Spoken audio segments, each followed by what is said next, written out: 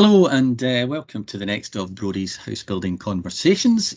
My name is Alasdair Fleming and I head up the Brodie's Housebuilding team, specialising in all aspects of housebuilding work, from site acquisition and site assembly right through to the plot sales function. And today we're going to be discussing district heating developments, and in particular the innovative development taking place at Queens Quay in Clydebank in Glasgow. And I am delighted to be joined today by Paul O'Donnell, Development Director at Dawn Developments. Dawn is the development partner working in conjunction with West and Berkshire Council to deliver the Queens Quay development. And also with me today is my colleague Sarah Jane McArthur, a partner in our Projects, Energy and Infrastructure team. And she has supported the development of a large number of district heating projects. So just by way of scene setting, I think there is a real urgency to develop low carbon heating solutions in Scotland and a growing interest in district heating systems. And that's for a number of reasons. All new build homes in Scotland will require zero emission heating systems from 2024. 1.6 billion is to be invested over the next 5 years to reach a target of decarbonising the heating of 1 million homes by 2030. And there are already over 17,000 district heating networks in place in the UK and nearly 500,000 connections to them, and most of those are domestic customers. So just to kick us off, Paul, can you just tell us a bit more about the Queens Quay development and the low carbon technology that's going to be used to generate renewable heat there? Certainly, Alison, and thank you for the invitation to talk to you about Queens Quay. I think, first of all, Queens Quay is a site that was formerly the John Brown Shipyard. It's 80 acres. It's got views onto the River Clyde, and across the water is a triple SI. So the amenity associated with this site is fantastic. The way that we've tried to develop it is to make sure that all the issues that are confronting major house builders are really addressed up front, and consequently we've tried to do it in such a way that it's a plug and play, so all the infrastructure's in. And when we were sitting down contemplating how to bring forward the site, because it's a 10 to 15 year project, 5-7 years ago the issue about low carbon technology wasn't as prevalent as it was now. However, we did take the decision that it was prescient to bring forward a low carbon solution because everybody could see the direction of travel. What was unique to Queens Quay was that the owner, Clydeside Regeneration Limited, actually owned the basin that built all the three queens. And that's unusual because in Scotland, the river channels are navigable, owned by, if not the Crown, then entities like Four Ports or Clyde Ports and so on and so forth. However, we controlled the basin, and that meant that we could take the heat out of the basin and have a virtually limitless supply of heat to Queens Quay. And the other thing that really stimulated the intention to go down that route was that when we started to look into the entities and the companies that specialised in this area, what really struck us was most of them were located in Glasgow, but very few of them were working in this part of the world. They were all working in Norway and in Denmark and everywhere apart from Glasgow. So it was really a perfect storm. We had the energy source, we had the expertise on hand, and there was a real willingness to try and find a way of making this work. So the next stage was then, how do you do so? And really, we took it to the next step. From that side of the fence, what we wanted to do was to make sure that any house builder coming in here had it as easy as we could possibly make it for them, and that's exactly what we've done. So anybody coming in can connect and make life easy for themselves.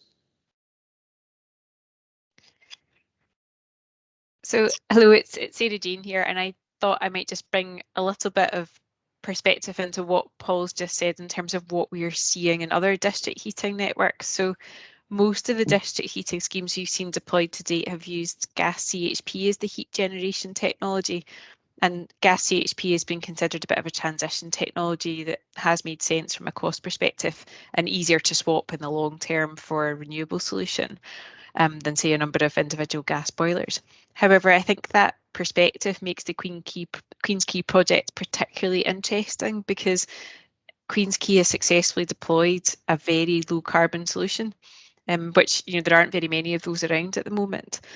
More recently, we have seen some schemes successfully utilising things like heat from sewers and investigating more energy efficient, lower temperature networks, but there's still a small number of those. So I think in that respect, the Queens Quay development really is a groundbreaking project. Yeah, and so how is the heat network development actually structured and financed, Paul? Well, we identified very early in the process that this would be I would call a project of civic proportions. And what I mean by that is that given its scale and the potential heat that was available from the basin, this was a project that really went beyond just Queens Quay. And even a large project such as Queens Quay really can't cross-fund the infrastructure that's needed to deliver a district heating network of this scale. So we approached the Scottish Government and also the local authority to see how we could work together in order to deliver this project. And to their credit, the government helped support initial investigations into the viability of it, and it was shown that it was viable, albeit on a civic basis. And the council took the view that they wanted to tackle issues that normally go beyond a conventional development brief, such as energy poverty, so on and so forth. And they have set up a company called Western Berkshire Energy LLP that will own, run, maintain and deliver the energy from this district heating network to not just Queens Quay, but to wider areas and to the hospital, for instance. And to that end, they've got to be commended for taking that step, because these projects are of a scale where they need to be taken forward on a civic basis. I certainly agree with what Paul said there. We're seeing a lot of local authority-led schemes in Scotland, and that certainly makes sense where the local authority is providing, say, anchor loads for the scheme, or the project is of a strategic nature for the area. But it isn't the only option, and it isn't always the right option depending on the project. So it's about finding the right structure for the particular project. So an example of another structuring finance option that we've seen is a public-private sector joint venture. Midlothian Energy is an example of that, which is a joint venture between Midlothian Council and Vattenfall. And that company will deliver the district heating network to serve the new town of Shawfair using heat from the energy from waste plant at Miller Hill. And indeed, some schemes will be wholly delivered by the private sector, where the business case stacks up to do that. And another example of that is the Edinburgh St James Quarter, where the combined cooling and heating network will be provided by ENGIE in partnership with the developer. So again, it's about finding the right structure for each of these projects and doing what makes sense. And in terms of the environmental benefits of this kind of heating system, so what advantages will it provide for the end user, Paul? Well, one of the things that we have at Queens Quay is almost a limitless supply of heat, because obviously we're looking to take the heat out of the Irish Sea effectively as it comes in and out of Queens Quay twice a day. And the issues about that are that the heat characteristics of the water are fantastic. Consequently, it's got excellent environmental characteristics because you're not really using any carbon-based energy to extract that heat. And the other beauty about heat pumps is they're virtually maintenance-free and they're clean. So there's a whole host of issues that then, once they all build up, make the extraction of heat from water such an economically viable and environmentally viable prospect. The other thing about this is that the comparable cost of heat is no more expensive than a gas boiler.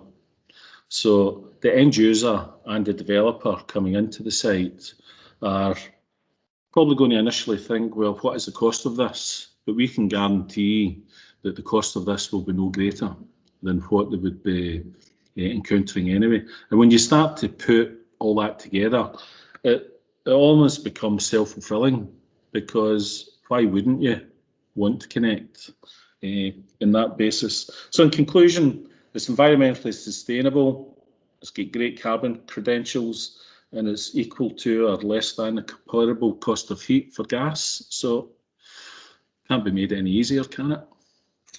No. And does provision of a district heating system place additional responsibilities on developers or indeed future owners? And are there any additional costs for maintenance going forward compared with a more traditional power and heat system, Paul? Well, when you first look at these schemes, your first impression is that they are very complicated, but to an incoming developer or indeed an end user, such as a residential householder, it's really two water pipes coming into your house instead of a gas pipe, and then you have to supply a gas boiler. And the way that we have worked it at Queens Quay is that the end user will only be responsible for the radiators in their house and the pipes from the heat plate to the radiators. So they don't have any maintenance liabilities for any of the heat plates or any of the pumps. That's all taken care of. And all the developer has to really worry about is how these heat pipes, two water pipes, are going to go through their development to each property. So when you start to think of it in that way, conceptually, it's actually a very easy thing to conceptualise. The other thing is that it actually reduces your liabilities, because you don't have to deal with entities like Scottish Gas Networks or major utilities. You are in charge of that.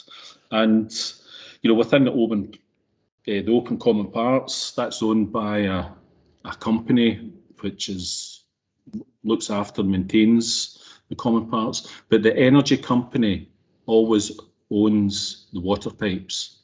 So you've got a one-stop shop if anything goes wrong, and it's run by a company that are leaders in their field, Vital Energy.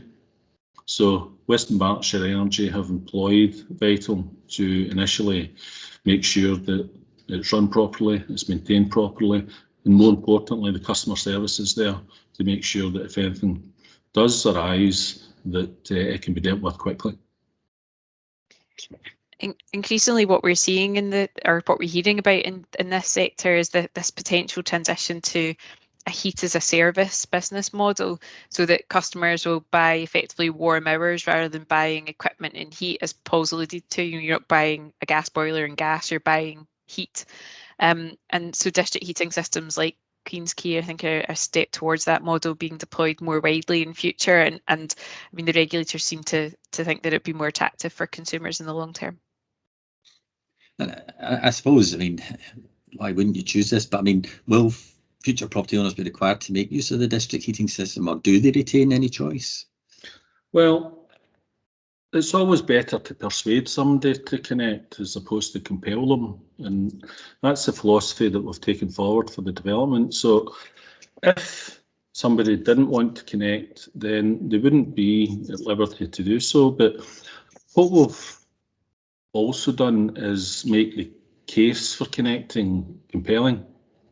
And the reason for that is because if you're allowed to connect to a district heating network where the cost will be less than the comparable cost of heat and the environmental credentials will be greater, then why wouldn't you connect? So, for you to make the decision that you're not going to do so, it would have to be a pretty massive step. And we don't think people will take that decision. They will want to connect to district heating.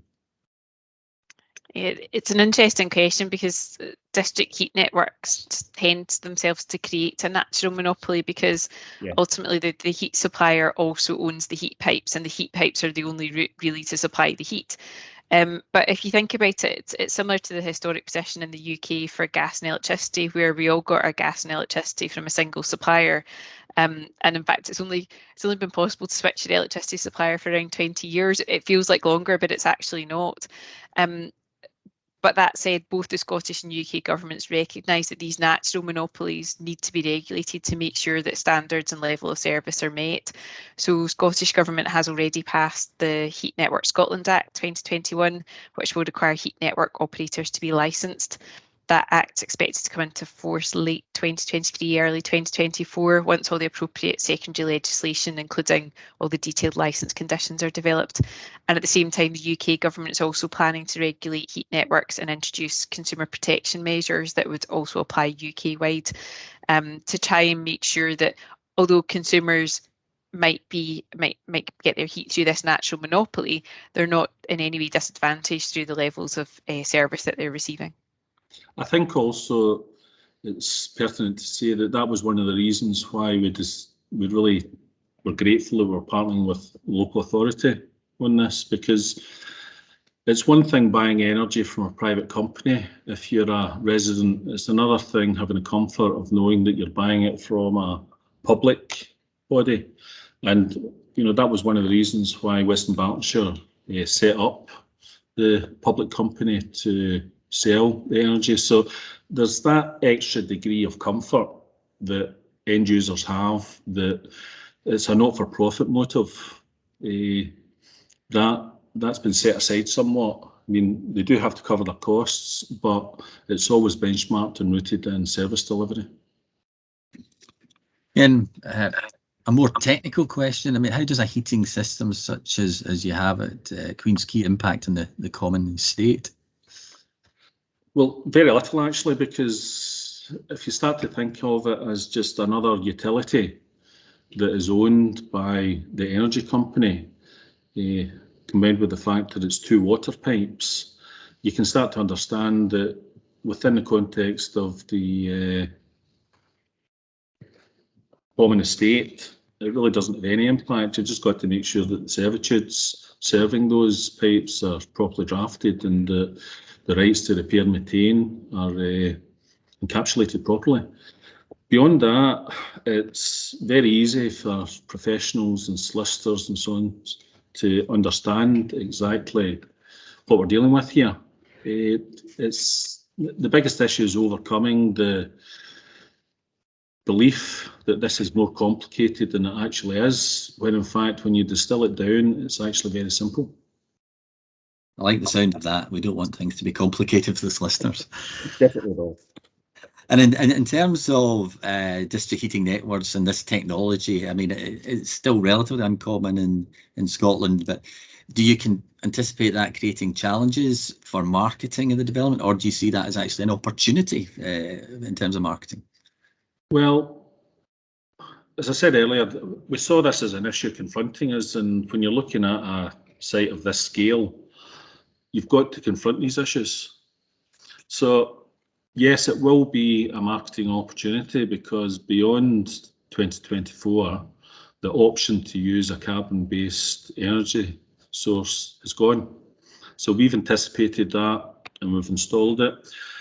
Is the market ready? Yes, I do think it is. Does it understand it? Not quite, but it wants to. Right. So from that perspective, I do think that we do have a wee bit of a job where we have to explain to the market, this is what you have to do and this is how you do it. But I don't think that'll be terribly difficult. When you come on site and you understand exactly how easy it is to implement and the benefits that it can give your customers, there really isn't a downside. Capital expenditure's less, lower tariffs are almost guaranteed, and from that perspective, why wouldn't an end user want to be a part of it? So the industry will latch onto that. And from a planning and a building control perspective, what are the pros and indeed are there any cons for a green energy development such as this? Well, I know you'd expect me to say this, but I don't think there is a downside.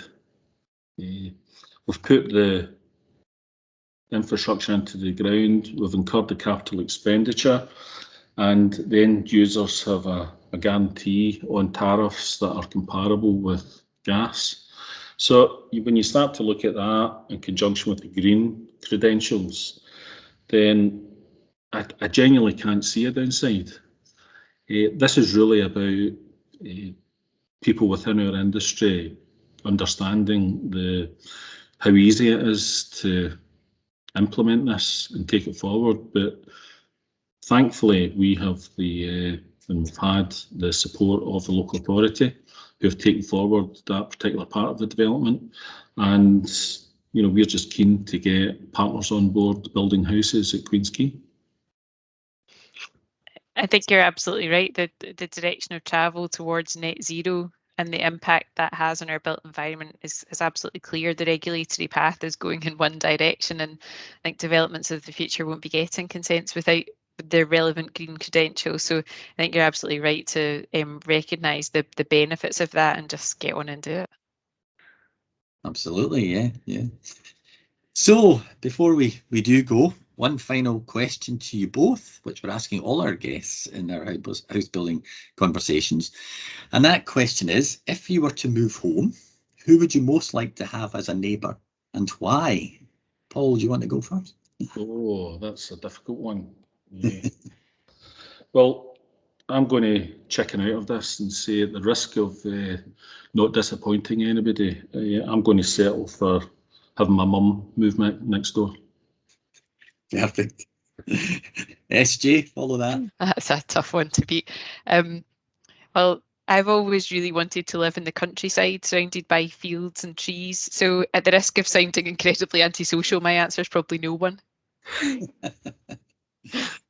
Okay, no, fair enough. Well, We're both chickened out. Hopefully, Paul, your mum gets to hear this. I'm sure she'll be delighted. And SJ, I hope you find that place in the country at some point. Right, thank you both very much for taking the time to do this today. I think it's very clear that district heating networks are going to offer great benefits and play a really important role in the future to meet the challenges of decarbonising our homes in the coming years. So that's been very interesting and indeed very informative. So goodbye from all of us. Thank you.